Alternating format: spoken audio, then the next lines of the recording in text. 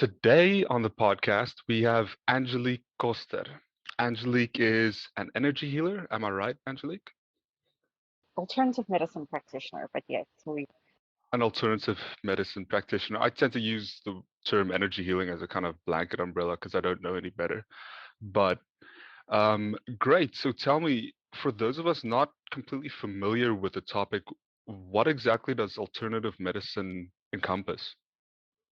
alternative medicine is a versatile complementary medicine technique. So it's actually very broad spectrum. It includes everything from your yogas to your mindfulness, your Ayurvedic cooking, your meditation. All of those technically fall under alternative medicine because it's not mainstream Western medicine where you take a pill and you go see a doctor.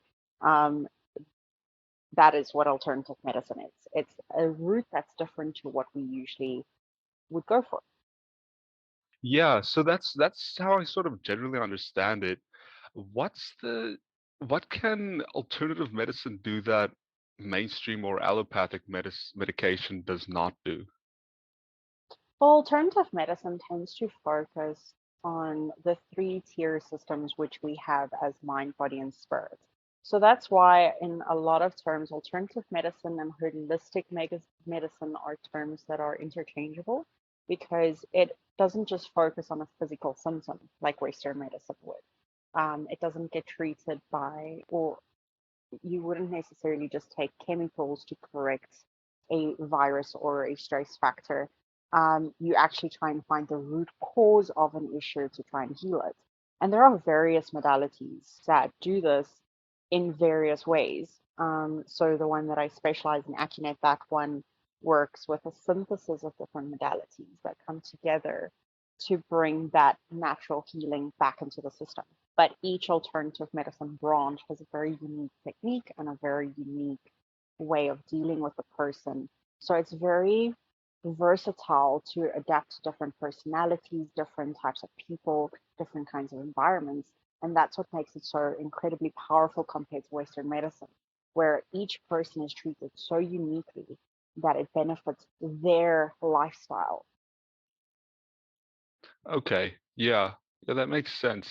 So one thing you mentioned that I'm not familiar with at all is Ayurvedic cooking. What exactly is that? Ayurvedic is a Indian or well, it's mostly found in India, but it comes from an Asian branch, and they use specific kinds of food medicines. So in terms of correcting your diet, certain herbs, certain spices, um, they focus on those kind of things to heal ailments in your body. So each fruit and vegetable, each spice has a specific aspect to it, whether it's anti-inflammatory or an antidepressant, and they heal the body through food.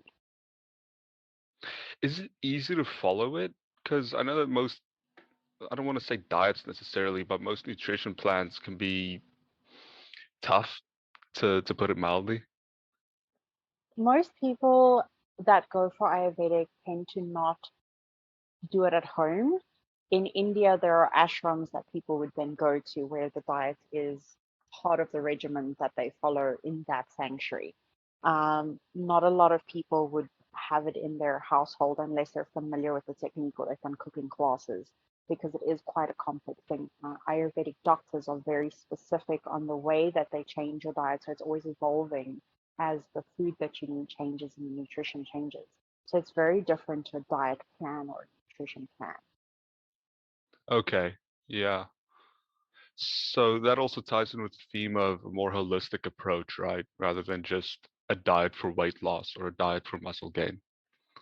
100%. So that would be, if I, for instance, have a cancer or I struggle with high cholesterol or I have a chronic illness, Ayurvedic kind of food program would be a very different thing to what my body requires because if I'm taking a lot of inflammatory foods into my system, then that would, cause more gout, for instance, or, it would inflame certain areas of the body. And that's a very delicate technique. So people study really hard in Ayurvedic medicine to actually bring the right kind of foods to a person's diet. Yeah. So you mentioned Acunect. Is that your specific, I don't know which Modality. term, yeah, your modality. So tell me more about Acunect specifically. So Acunet is a synthesis modality, and what that means is we've taken tidbits from various places. We've got a little bit of ancient Chinese medicine. We've got a little bit of chakras. We do a little bit of past life stuff for the people who are open to that. We have a little bit of epigenetics. We use a little bit of quantum theory. We have a little bit of EFT, which is emotional freedom tapping. So we combine a whole synthesis of healing techniques in the biomedicine and neuroscience um, realms to then shortcut almost the stress factors in the body to get into a non-invasive therapy that allows the body to balance and allow nature's intended healing to reactivate and recalibrate in the person's system. You mentioned that you also use quantum theory, Yes. as in like the quantum physics. Yes. So quantum physics theory is basic in all aspects of life, but it's something that we often overlook. You know, it's the simple things of the chair that you're sitting on at the moment is not really solid material, it's just really slow vibrating molecules.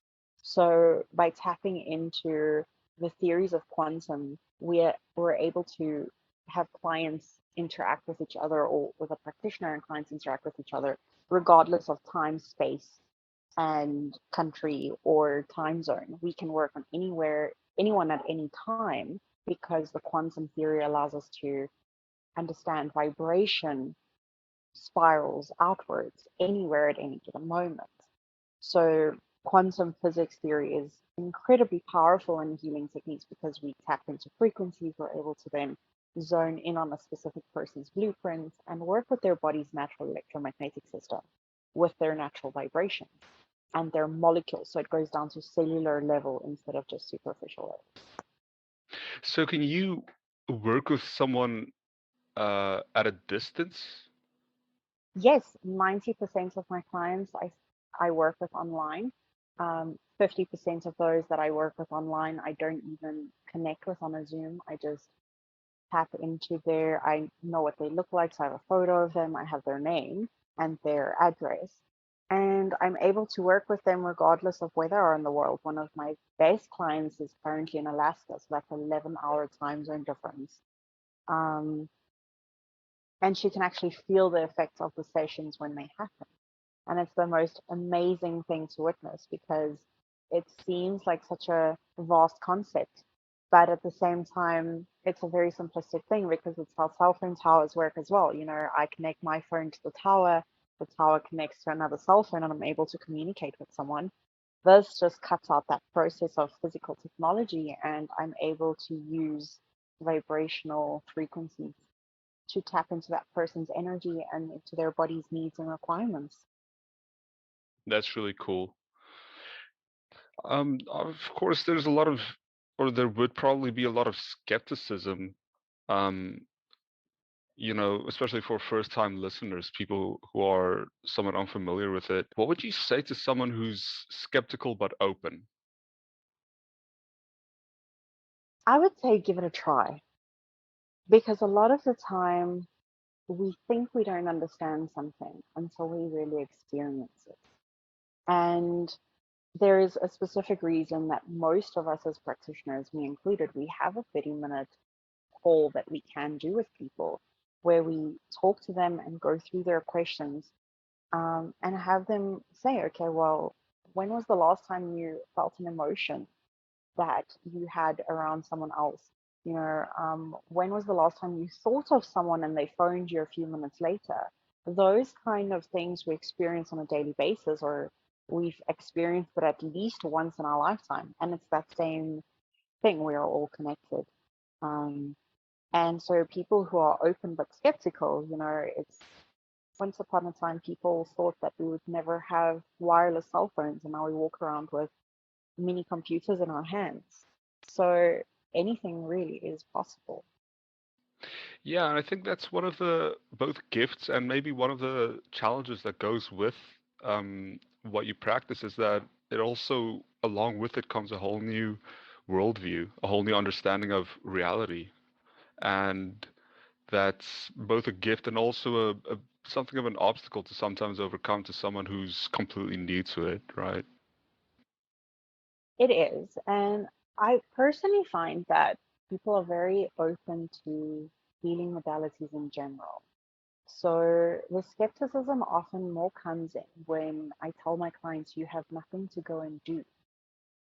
We have become so programmed and used to doing things that with the Akinet technique, because I'm activating the body's responses and the electromagnetic field, and we're reprogramming it, everything is happening in the body. And it's the most confusing thing for people when I tell them there is nothing you need to go and do. People expect homework or something that they need to go and eat or something that they need to go and physically do in order for them to overcome whatever obstacle they're going through, whether it's stress or high cholesterol or cancer or fibromyalgia. They always feel like there's something that they're having to do. And that is the hardest concept, more so than the skepticism, because people feel that life needs to be very hard and the healing journey has to be very difficult, very traumatic before you overcome it. And that's not necessarily the case. So I find that's more of a challenge for people than the skepticism. Very, very few people would say, I will never try this. A lot of people are just open to, okay, well, I would be curious to know if I would feel a little bit better.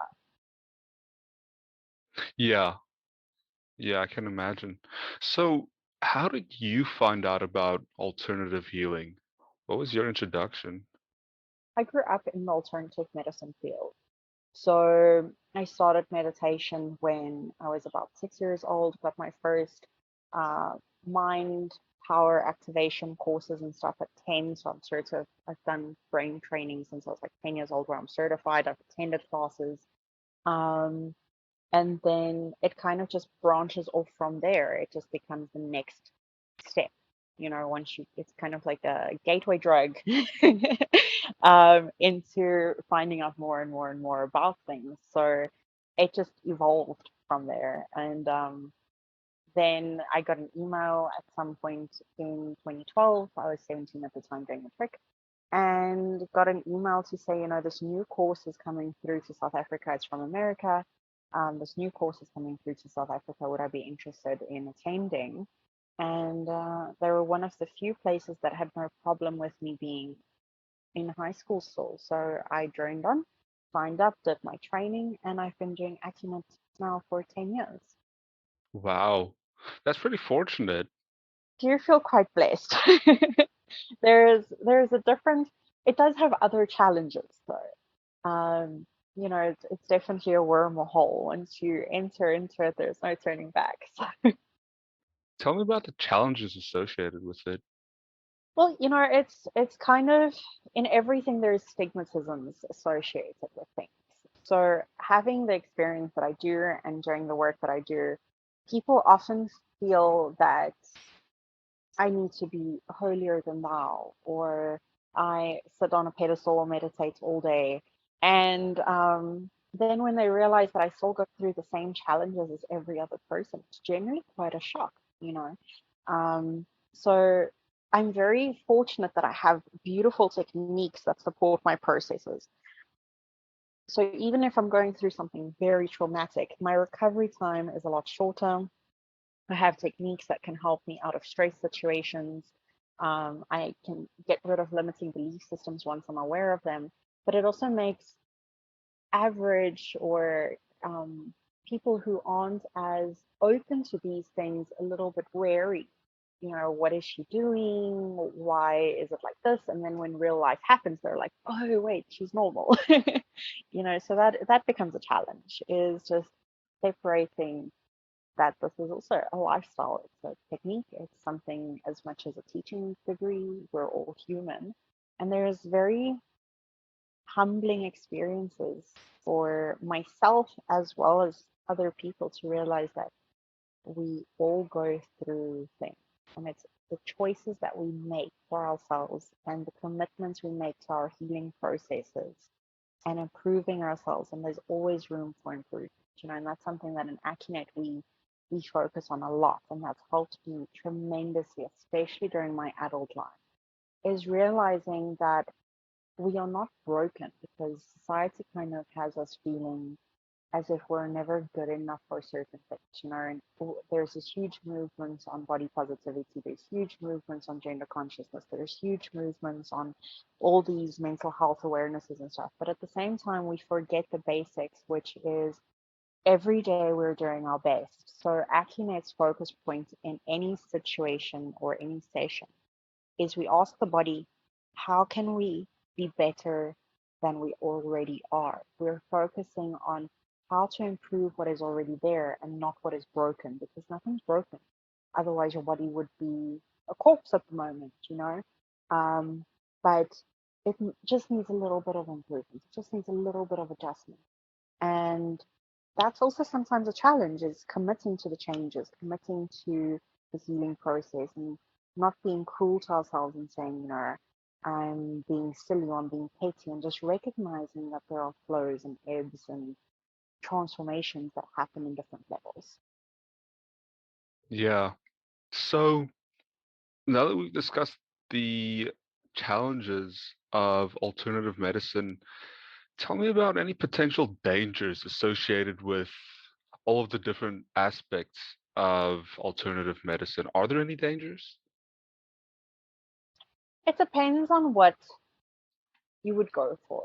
I find that with the more practical things, like the homeopathies, the acupunctures, the massages, all have beautiful benefits.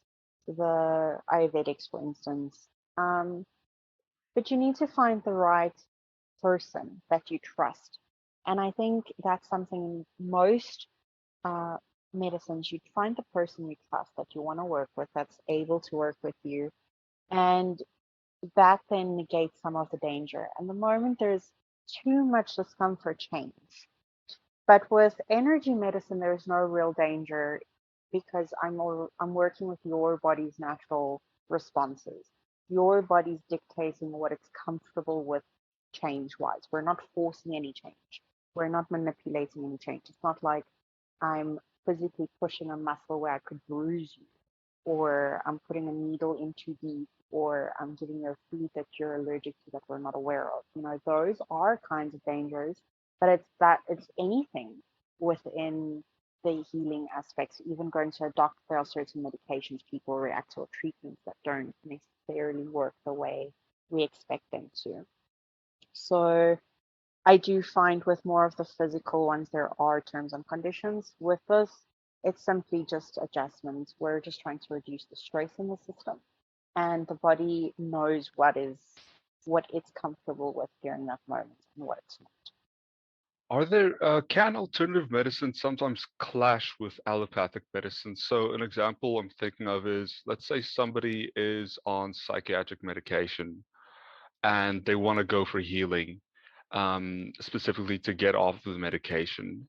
If there's no psychiatric supervision, can that be dangerous or can it go wrong? As long as they're consistently working with their doctors, then no. I think this is something that also becomes a challenge with alternative medicine versus Western medicine, is there is a very big divide between the communication of a doctor and an alternative practitioner. I personally have all my clients sign indemnities that say I am not qualified to tell them what medication to not take or to take, because I'm not a GP. I am not certified to give medication or prescriptions or advice on medication. So as long as they're working with their doctor and they're saying to their doctor, I am trying these treatments, and they go more regularly for their checkups to make sure that their doses are correct, then there is very little hazard in it. If they're going for treatments and all of a sudden just stopping their medication in any given circumstance, that is a very dangerous thing and should not be advised by any practitioner, whether they're a homeopathist or an Ayurvedic person or an acupuncturist or whatever. None of us truly have the right to tell someone to go off their medication or to change anything in them. Do you find that doctors tend to be cooperative when it comes to this kind of thing? Not so much in South Africa. South Africa still has very limited capacity for the healing environment. Um, However, like Acunet, for example, is on the acupuncture board in America, so they are recognized by a lot of institutes as something that they can work with. In Canada, we have quite a few doctors that operate with Acunet in hospitals. We have a lot of nurses all over the world that's taken Acunet and use it on clients. There's a practitioner in Ireland who's a doctor who uses it. So they've actually taken the trainings themselves and not just working with another practitioner. They actually believe in it enough to bring it into their normal practice. So within our country, there is very limited openness to complementary medicine, but in other countries, it is definitely a symbiotic relationship between alternative and. Do you think that's something that'll change in the near future in our lifetimes in South Africa? I'm hoping so. It would be amazing to see. I do think, though, that there's a big lack of education in terms of alternative medicine in South Africa, as well as there isn't really any kinds of platforms that we have. You know, a lot of people in South Africa still prefer going to a doctor because it's a quick fix. You know, healing, unfortunately, in that sense, is not a quick fix. It cannot have it. It can create big change in a lot of ways for a lot of people, but most clients are not open to big change. So medication is a kind of the word I'm looking for. um, Almost like a buffer, you know, it allows us to feel like we're doing something. It comes back to that doing aspect, you know, it's a soothing thing. Okay, I pop a pill, I feel a little better, it does something, and the results are somewhat instant for a lot of people, you know. So hopefully it does change. Hopefully doctors do open up to it. But I think we have so many other concerns within our medical systems that it's not something that's been targeted correctly by a large group of people for it to make an influence. Yeah. So if I'm a little skeptical about it, but I'm interested in it, what is one small step that I can take by myself to move towards it? Something that I won't perceive as being too high risk. The biggest aspect to these kind of journeys is to find out what it is you want to target. So the first question to ask yourself is, what is it that you're looking for from this? Because if you are looking for something physical, then find a low risk exercise or change some aspects in your diet, or you know, eat less Burger King and actually look at the type of food that you're putting into your system. That would be a very physical, low risk thing to do. um, you know, try a few juices or add in some tissue salts. That's a very non-invasive, very risk-free thing. Tissue salts don't really um, disturb the system. You know, it's a very safe thing for kids, animals, and humans to be able to take. It complements the natural body because it's part of what our cells are made up of. So that's a very physical thing that you could try that's low risk. Um, if you're looking for mental changes, like you've got a specific goal, meditation, but finding the right meditation is its own kind of challenge because so many people have misperceptions on what meditation should be. And finding the right one is where that challenge would come in. So basically, regardless of whether you're looking for emotional change, mental change, spiritual awareness, or physical stuff, if you're wanting to taste the waters. First, find out what it is that you're looking to focus on. Okay. Yeah, I think that's a great starting point. What's the difference between healing yourself and quote getting connected? Getting connected in which I sense? saw on your website, on the Aconnect website, that it promoted getting connected. So getting connected in that sense with Akinet would be we reconnect the spiritual body into what we call the 0 point consciousness, the universal consciousness, if you would. A lot of times, depressions, emotional disturbances, and stuff like that is stuff that we get when we're disconnected from our environments, when we're disconnected from ourselves. So, getting connected means just reconnecting the body to its natural rhythms, to its natural processes, to knowing that it is connected to global consciousness. Um, because even in the chakra practices, balancing your crown chakra is incredibly important because it allows us to connect to what we call God source. It allows us to connect to universe. It allows us to then filter and connect into things that are higher than us and allows us to then feel more in touch with the world around us. So there isn't much of a difference between healing ourselves and self-healing and the connection, because the more we're connected, the easier the healing becomes for us. So they kind of very symbiotic. There's no, you have either one or the other. They work very much hand in hand. Okay. Yeah. Do you ever work with plant medicines or psychedelics? I do not. Okay. So, uh, what is a health map? Do you work with those? Yes. So a health map is just a simplistic guideline for us to work through. In Acunet, we use a health map. It's created specifically to just help guide the practitioner through the steps that the body is willing to take at that time during the session. So, for example, if I were working on you in a session and we wanted to expand on your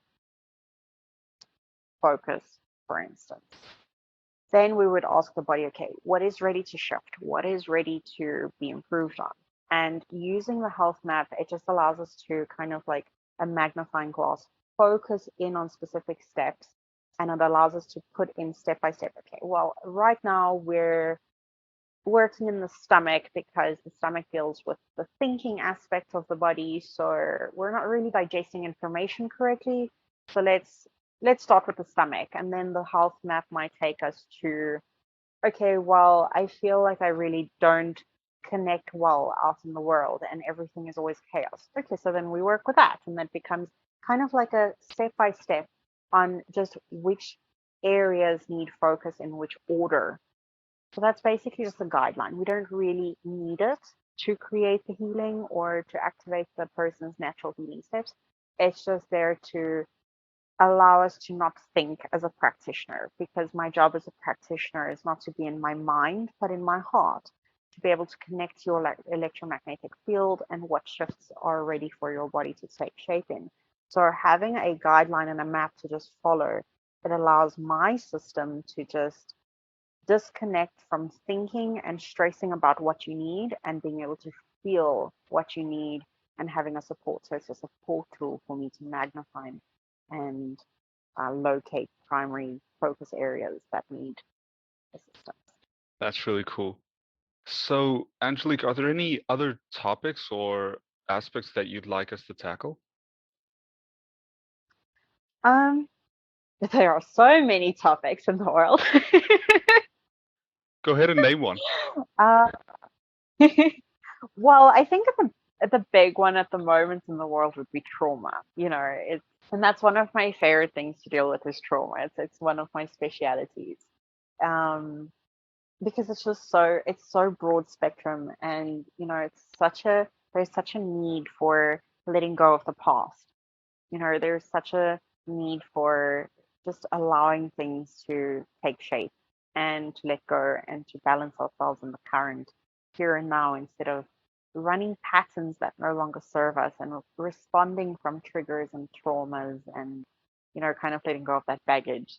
So it's one of my favorite areas, but it's also so much, it's got such a need at the moment with the stuff that we've been through with COVID and the current economic climates all over the world that's fluctuating and causing stress, and the war. Um, that's something that I feel is important for people, just to reduce the trauma that we've experienced to move forward. Yeah. Do you feel that the word trauma is sometimes overused or not necessarily? I think it often becomes a scapegoat. You know, it's often associated with aspects where people are using it as an excuse. So just because I've gone through trauma doesn't mean that I can't be okay again.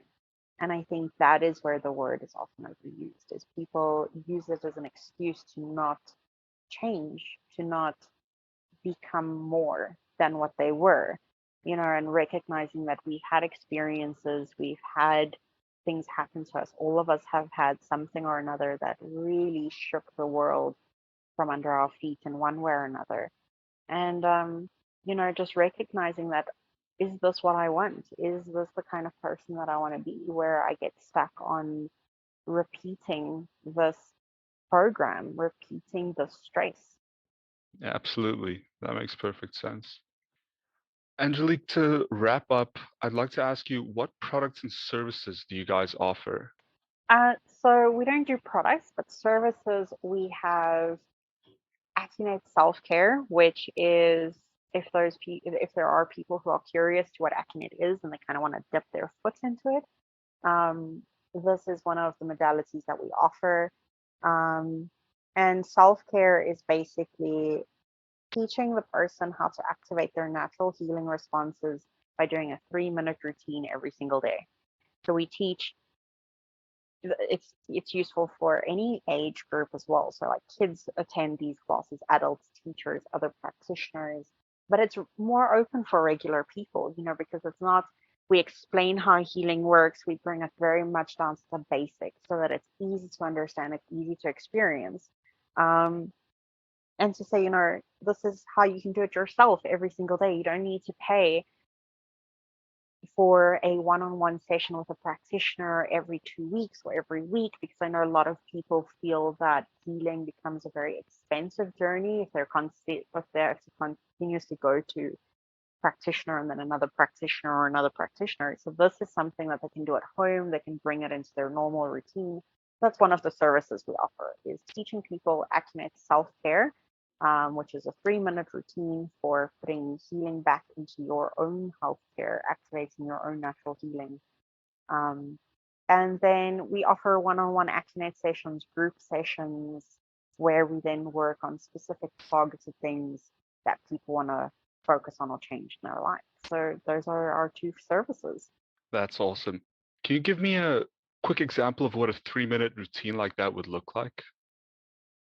So basically, a routine like that would look like what we start with, MF brain balancing, which means we teach people the hand placements and the focus points on how to calibrate the brain's natural hemispheres, because left and right often get disjointed. And when our whole mind isn't operating, it automatically stresses more, as well as the nervous system can't really ground and recenter itself. So it becomes easily stressed and disjointed, in terms of like it can easily cause sicknesses. And you know, nervous system has a lot of benefits to being calm and grounded. So we usually start off this with MF Brain. We teach the person how to then connect into their heart space. So right off the MF Brain, you connect down into heart space to ground your energy, and then we teach you the hand positions and the tapping techniques that go with each organ, with their focus points to then activate each organ, because in Chinese medicine, each organ has a specific kind of role to play energetically. So it's not just the stomach digesting food, as I mentioned earlier, it digests thought as well. So then by activating healing in each organ, we're automatically bringing healing into the whole body's emotional system, spiritual system, mental system, and physical system. Um, and really, it takes 3 minutes. Once you're used to placing the hands, but you get a chart as well when you do the course, so you can put it up on the wall, and it tells you exactly step by step how to do it every time you do it. But then you would run through each organ's hand positions with a tapping technique that goes along with it, and focus points that we teach you, and that's what it would look like. Fantastic. Angelique, thank you so much for coming on. I think this has been hugely informative and super interesting for me. It was an absolute pleasure. And yeah, if there are ever any more questions You are most welcome to ask them. Great. Thank you very much, Angelique. Thank you so much.